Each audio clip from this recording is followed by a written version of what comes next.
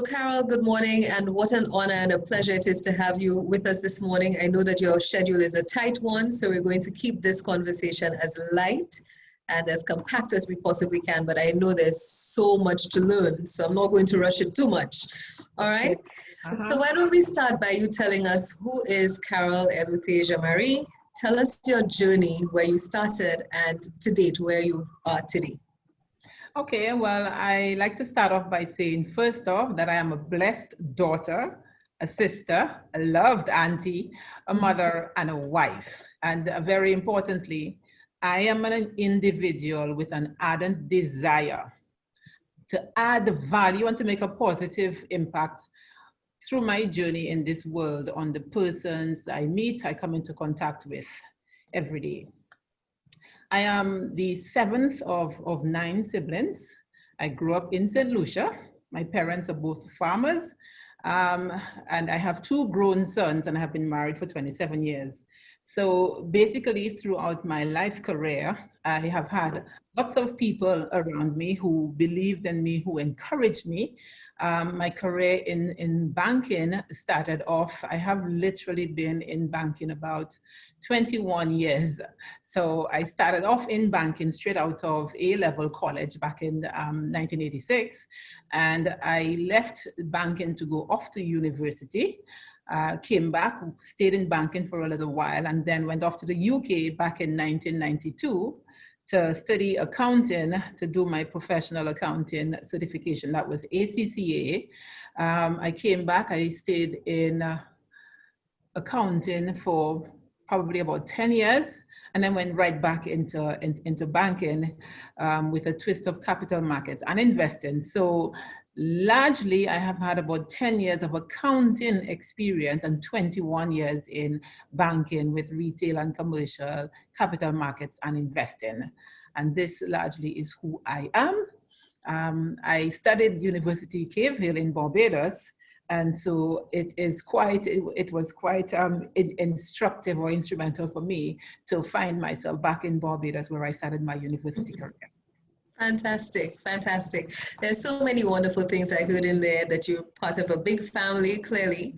But I also heard one of the things that resonated with me was the support network that you built around yourself. Tell us how that impacted your ability to, clearly you are St. Lucian, living in Barbados. You spoke about your husband and your kids. But I also know that climbing the ranks as a female and raising a family would have been challenging. So how important was you for that support network to exist? For me, it was critical. The support network is what made me achieve most of what I have achieved today.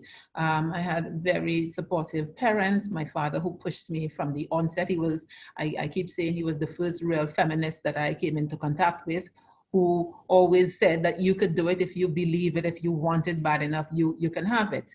And then of course I have my husband who has been very supportive, even in terms of, like taking our son to the pediatrician. She used to tease me and say, I've never seen mommy, where is mommy? Because mommy is always working. So right. You have to depend on those around you who are willing to also make sacrifices with you along the way.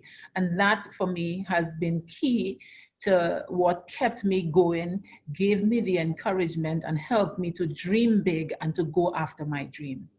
Fantastic, fantastic. Well, Mr. Jn Marie, thank you so much. Your support paid off, clearly, right? Yes, indeed it did. Indeed, yeah. So I too thank him every day. Yes, fabulous. And 27 years of marriage is no easy feat in this day and age, particularly when you speak about the challenges of balancing work and life. It's so why don't you every day, but we do what we have to do. Exactly. So I'm just going to jump forward a little bit. Why don't you tell us a little bit about how you were able to maintain that work-life balance and the synergies that kept a healthy marriage together? Work-life balance continues to be a challenge. It still is a challenge today. And I think for professional women, this is probably one of the biggest things that we have to deal with. For me, what I did from very early in my marriage, we agreed that we were going to do an annual vacation. We are going to take an annual vacation and visit someplace different every year. So what we did initially was to start with the Eastern Caribbean because it was one currency. It was cheaper back then, believe it or not. It was relatively cheap back then to travel and to do the weekend staycations. And it also helped even when I traveled for work to be able to add a vacation or a day or two to that. And that made life kind of easy. You know, with the kids, it became making time during the summer vacation to go to the beach, to go to do something, to do a home visitation, have friends sleep over.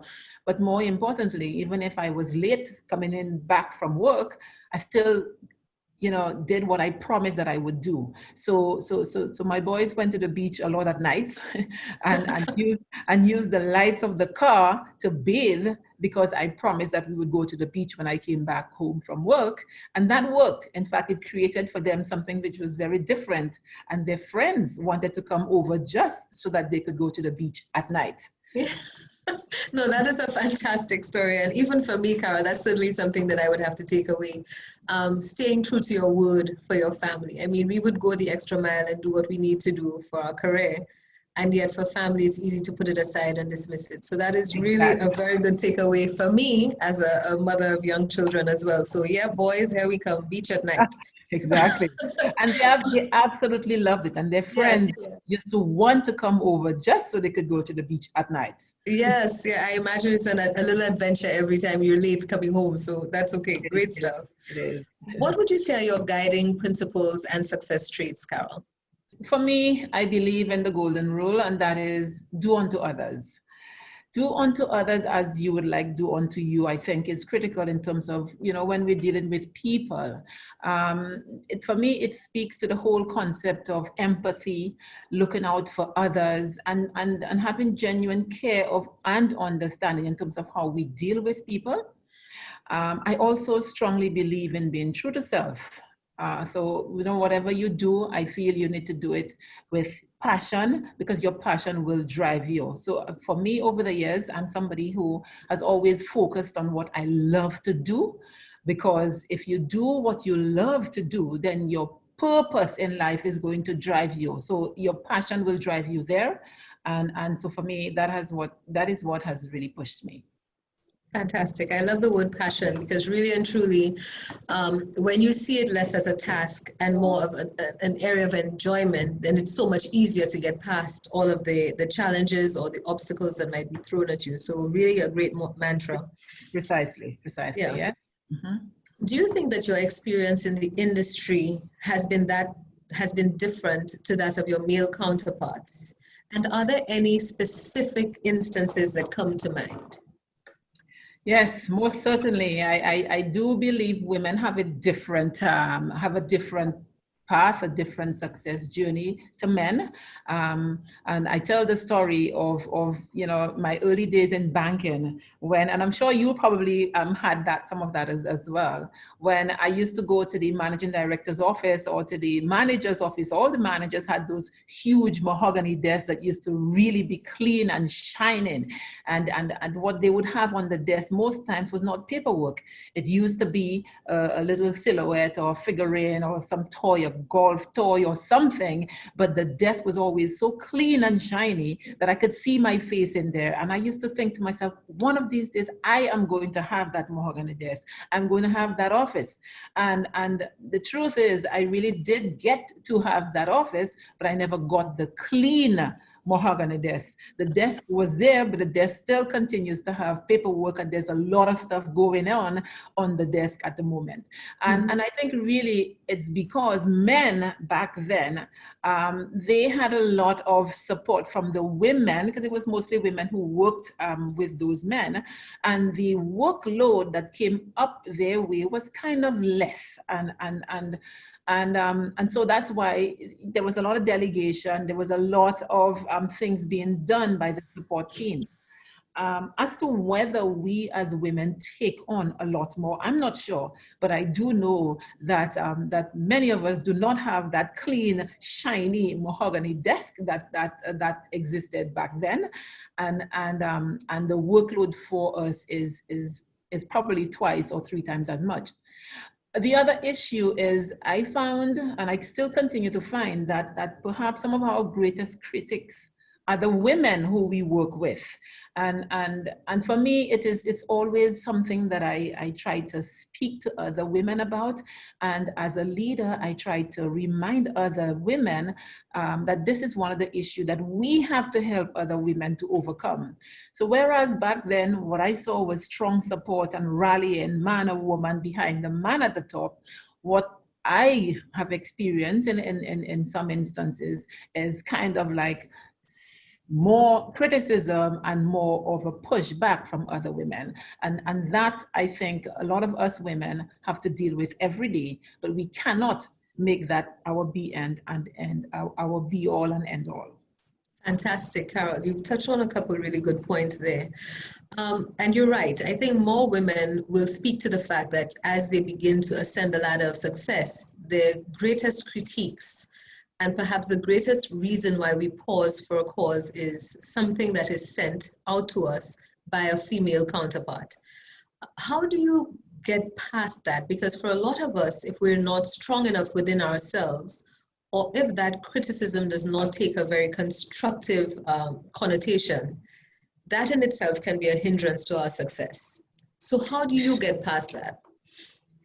It comes back to what I said in terms of being true to self, but you have to be strong. You really have to understand people sometimes from where they are coming from, but you have to try to continue to educate. For me, I try to see if there is any truth in what is being said. And by understanding yourself, you develop that level of confidence and that level of knowledge. But I also am always on a journey of being the best version of myself. So I would try to ensure that if there is any truth in what is being said, I adjust to suit. And as a female leader, I think we constantly have to be adjusting. We constantly have to be tapering what we say, the how we say, but you cannot dwell on it too much, because if you dwell on it, what happens is it cripples you and it inhibits the true person who you are. So you have to weigh the pros and cons and deal with who you are as a person, and ensure that as long as you see the positive and you see the good in what you intend to do in terms of how you do what you do, you just continue your journey. Fantastic. It really does make truly fantastic, Carole. And I think there is, even now, as you speak to and interface with young leaders, and more specifically females, there's a tendency to dismiss what is being said because we recognize that our biggest critiques tend to be ourselves. And I don't mean personally, I mean our female inner circles. But to your point, the ability to introspect and to make a determination, is this going to better me as an individual or me in this role, is a critical one. So I could not have said that any better than you put it to the group who will be listening to us today. And certainly I think this is one of those takeaways that we need to sit back and think on. How do we receive criticism, be it constructive or otherwise? So very good point, and thank you so much for raising that. As a female leader, Carole, what is it that you are most proud about in your leadership? And conversely, what has been one of the biggest obstacles, challenges, and I like to say, I don't say challenges and I don't say obstacles, I say opportunities in your career? Indeed, indeed. And so do I. As a positive person, I try to focus on the positivity as well. And I try in my best not to dwell on barriers or challenges, but deal with them. In terms of what I'm most proud of, I think that I am most proud that I had a family and I have a close circuit of supporters who believed in me, who continue to support me. On the corporate side, I think I can say that I'm very proud that through my journey, I believe that I continue to this day to demonstrate through my life as an example to many young people, young St. Lucians, young people throughout the Caribbean, young women, that they too can dream big and achieve their heart's desire through passion and purpose. Because I'm somebody who I do everything with purpose, with a drive, with passion, commitment. But I'm also an individual from very humble beginnings. And I had a father who told me, you can do this. And I believed that I could do this because I never saw that I couldn't do it. And so for me, I'm proud that over the years, there are many people who have come up to me who I have encouraged to, just deal with their fears and their anxiety, and don't let anxiety and fear keep you behind, but go for what you believe in. And I do have a few persons out there who have done it because of me. So that I am proud of. Wonderful. As far as barriers, though, as I said, the challenges have been many. I don't remember so many of them because I don't dwell on them. But of course, for me, the naysayers, those who who would try to pull down everything that you did when you try to get something going. In my career, I have had a few firsts because when I came out of university and went on to study accounting, I was among one of the few qualified accountants at the time, and I was pretty young. So I had a lot of persons who kept on telling me it couldn't be done. Even in terms of my accounting qualification that I tried to fast track, and I was told, no, you can't do ACCA and complete it in 1 year. And I did. So for me, I don't really focus on listening to the naysayers, but I do have an example. For example, I have an issue where, I had to learn very early that not everybody who smiles with you is your friend. I have a vivid example of me sharing an opinion at a board meeting with a male colleague. And that came back to haunt me because the male colleague, the boys club is real, male colleague then went and divulged what I had shared in a public forum of other men. And of course, there I was confronted with an issue which was pretty embarrassing for me at the time. But it just taught me that, one, the boys club is real. And secondly, not everybody who smiles with you is your friend. So you then learn the hard way, and that becomes your experience, that, as a woman, you may reach certain positions and you may have certain roles, but your struggle continues throughout. Now it's a lot easier for a lot of young women and a lot of women entering in the industry and entering in the corporate world.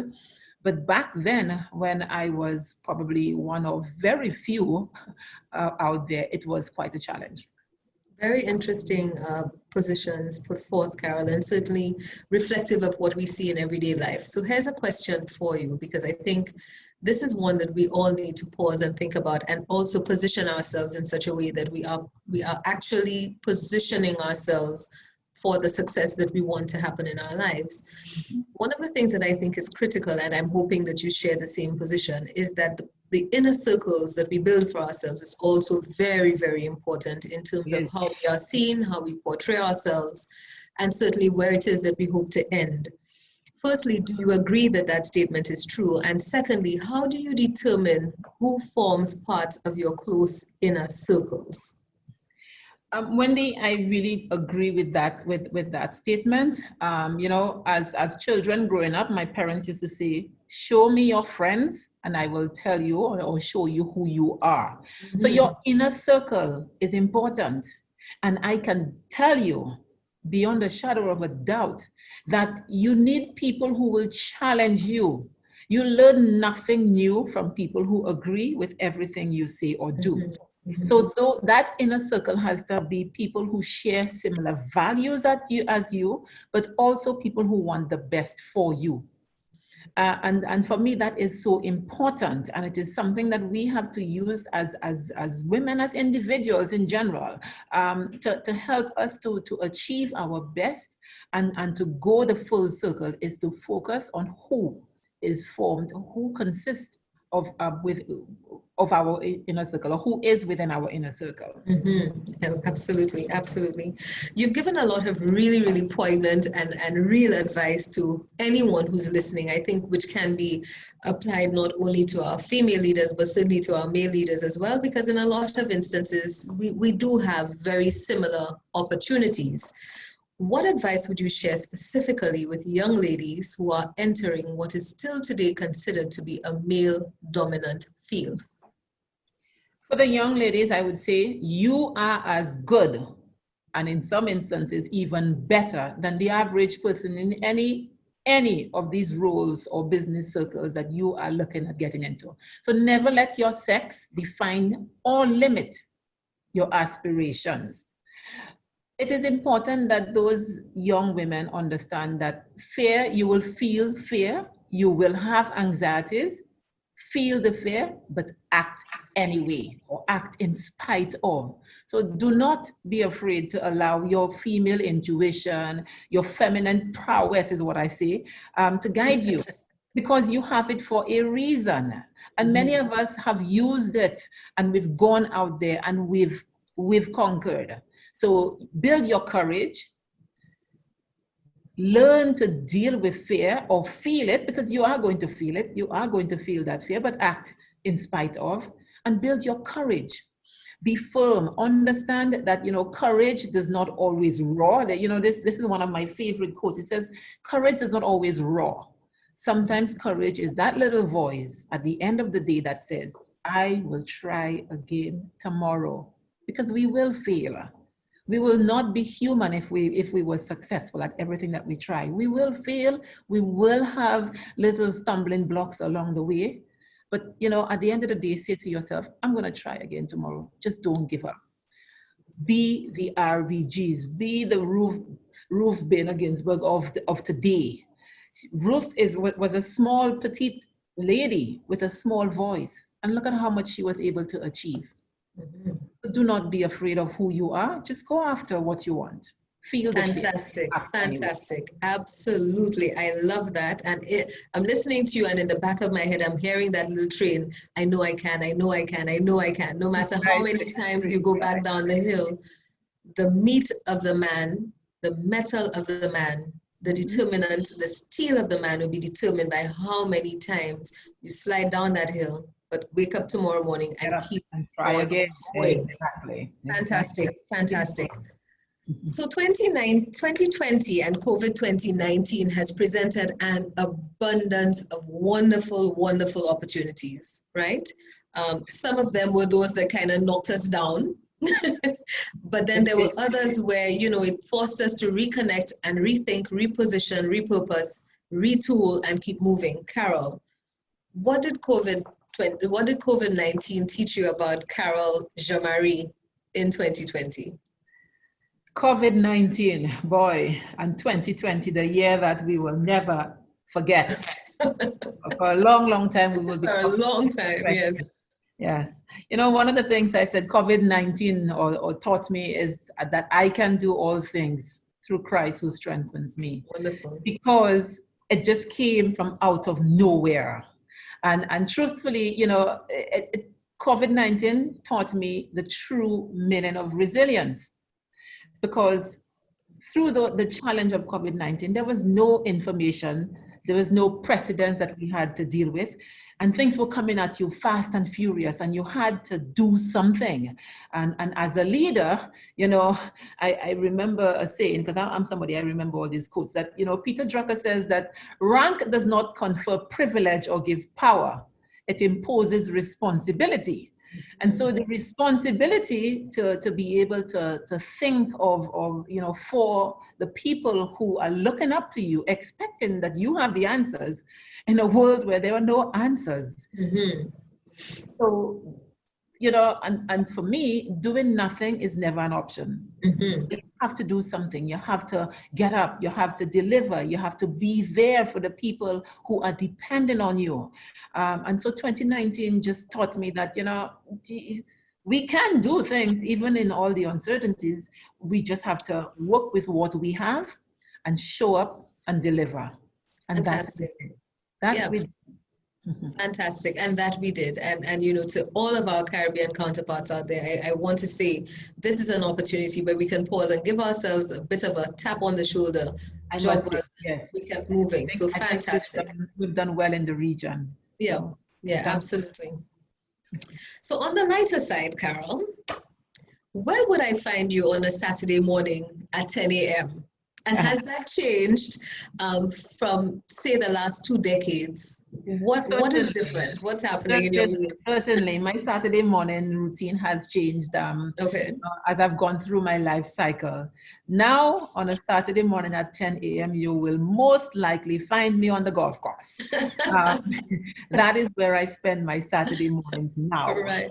Over the years, my Saturday mornings would be either in my garden, with my plants and admiring what my handiwork has created, or I would be at Zumba or a soca fit class.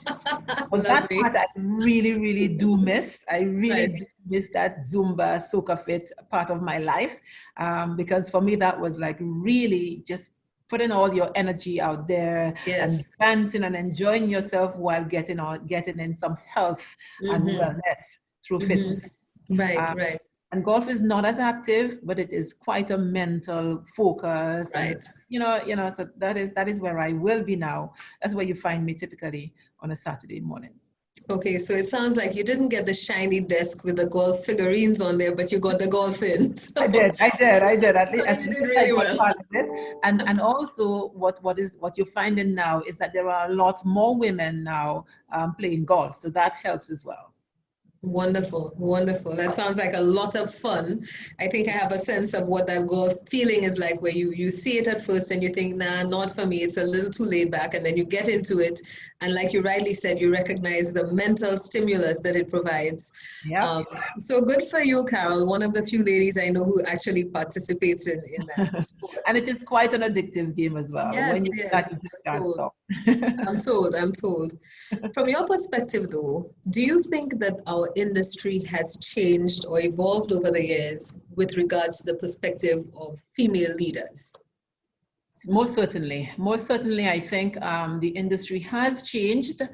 What we are finding is that now, if the typical conference, leadership conference, the typical banking conference, you would find a lot more women represented.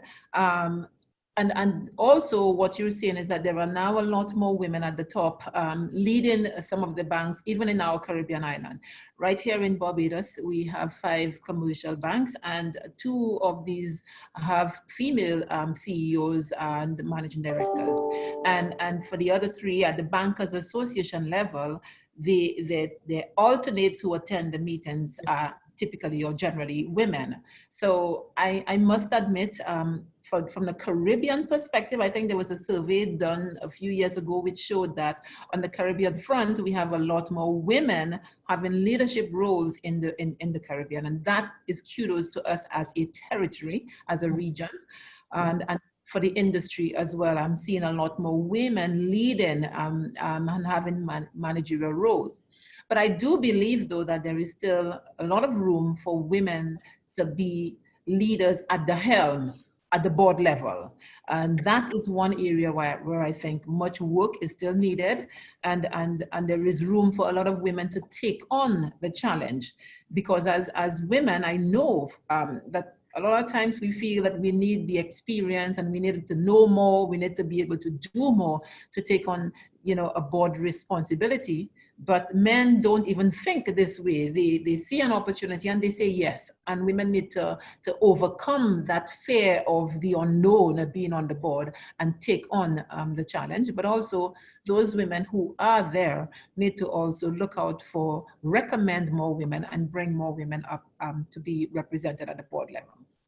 Lovely, fantastic. And yes, I absolutely agree that we are seeing that monumental shift to women taking up those very senior positions. And I think it also comes through in some of the decisions that are being taken, and certainly empowering staff beyond the boardroom.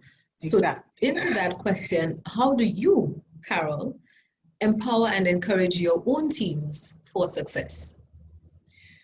Wendy, I have always tried to be the change that I want to see in this world, and I try to lead by example pretty much. So over the years, I have been guided by my personal passion and love for what I do.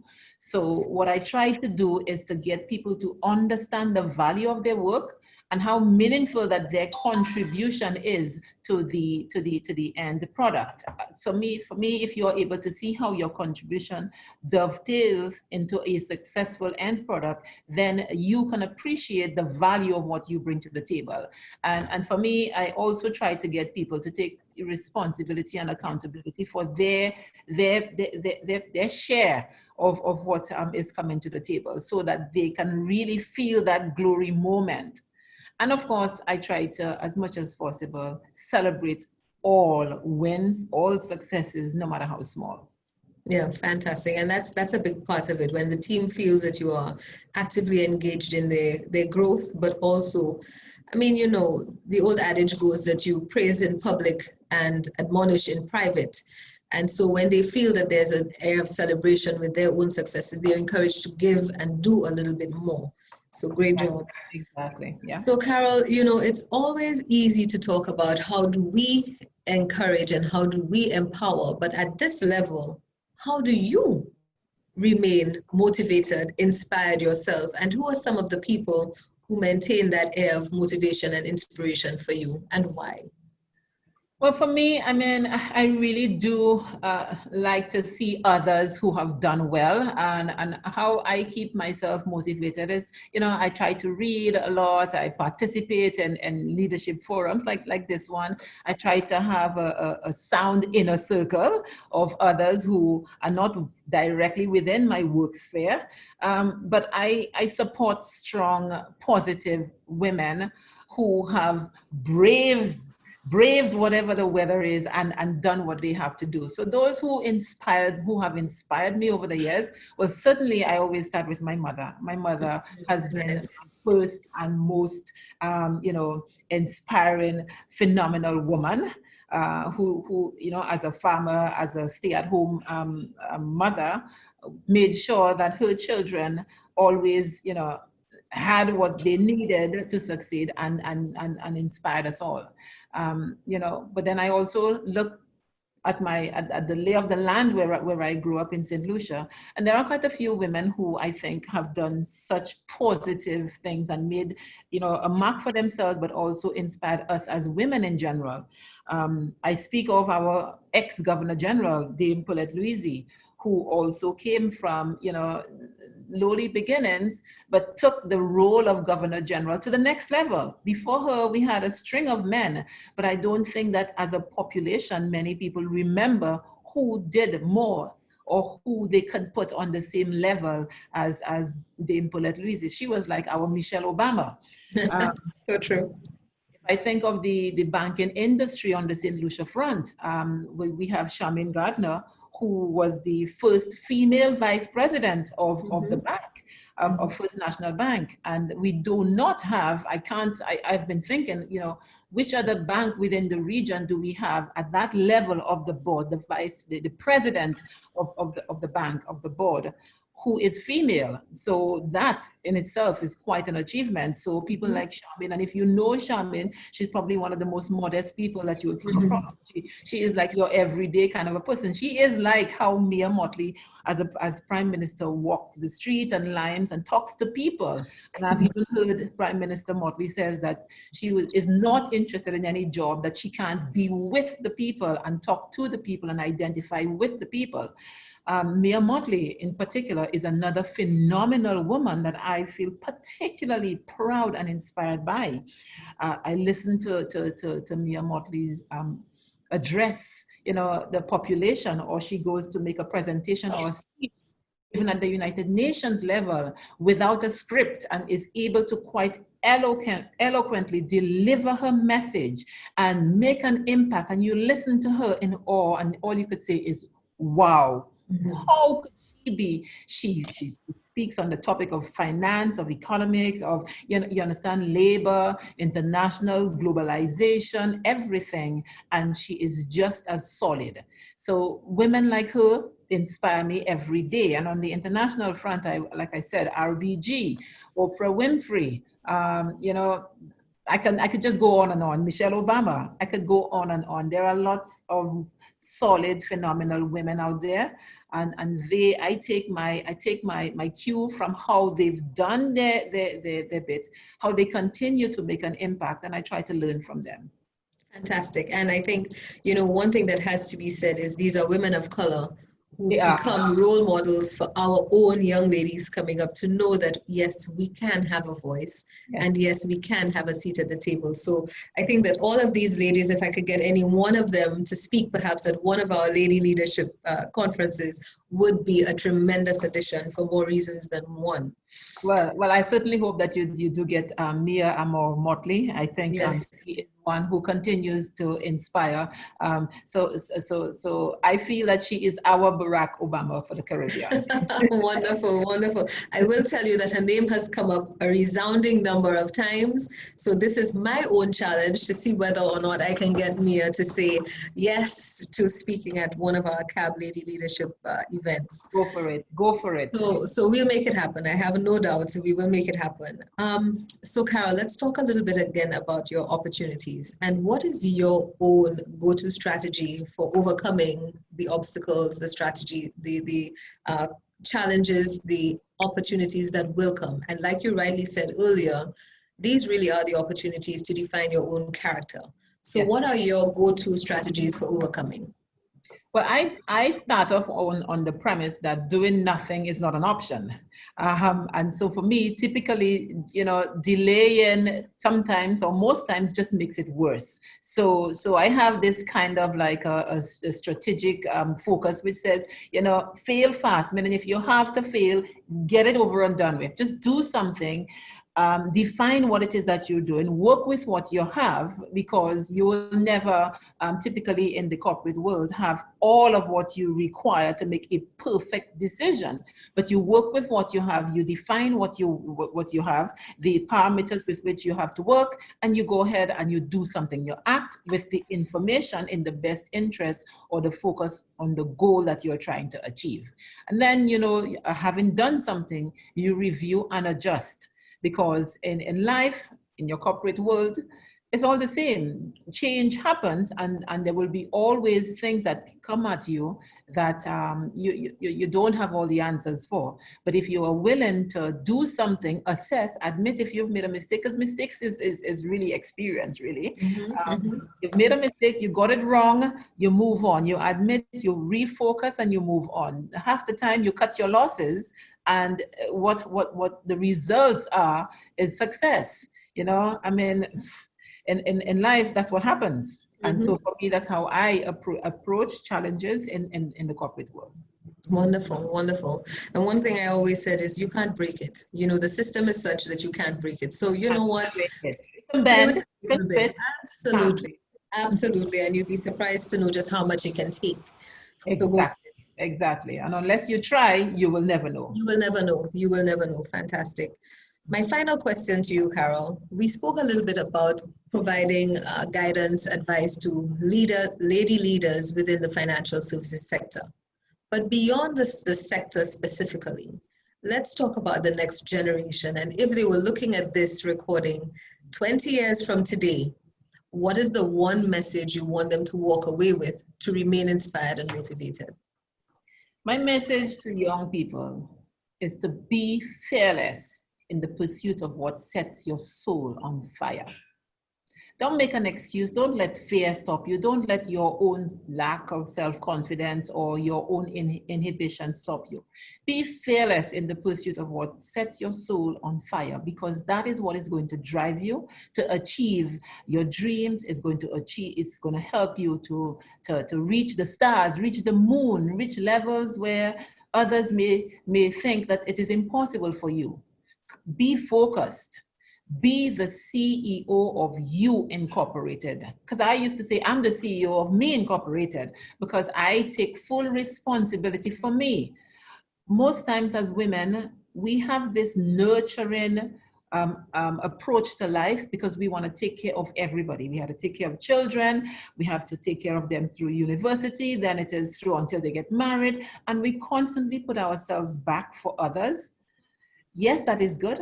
but who's going to take care of you? So you need to take responsibility for yourself and pursue your passion and purpose. Fantastic, Carole. I can't think of any better way to end today's interview than to say, I intend to really take a closer look at Me Inc. I wrote it down as you were speaking. There's a nice hill to it, the Me Inc. Mentality. But really and truly, you spoke about accountability for self. You spoke about understanding what sets your soul on fire, and I absolutely love that, and being fearless. And I think these are all very, very powerful messages to walk away with. And in the blink of an eye, we've been speaking for about 50 minutes today. I cannot thank you enough again for the time that you took. I think this is very inspirational to anyone who's going to listen. Like I said, while it is the Lady Leadership Series, I certainly hope and I assume that we will get the usual support that we normally do from our male counterparts as well. Carole, I look forward to engaging you going forward on other matters. This is not the end all and be all, as you said earlier. Yes. There's a lot more that we will share going forward. And Wendy, one of the things that I also, like to say to young people, that the journey, whereas a lot of persons like myself and others have created a path for you, you will have your own challenges. Never believe that it's going to be easy, that you're just going to just show up and everything is going to be laid out for you. Your red carpet is going to be there. We will all still continue to have challenges. But if you stay focused, you can do this. Absolutely. Wonderful. Carole, thank you so very much. Let me let you get back to your paid job. Yes. And thank you very much, Wendy. Thank you to you and the CAB for considering me to do this with you as well. I really did appreciate the sharing with you and your audiences. And I hope that, that we can help make a difference in somebody's life through it. Absolutely. Carole, thank you. Have a wonderful day and we will be in touch. Thank you. Thanks again. Wonderful. Bye.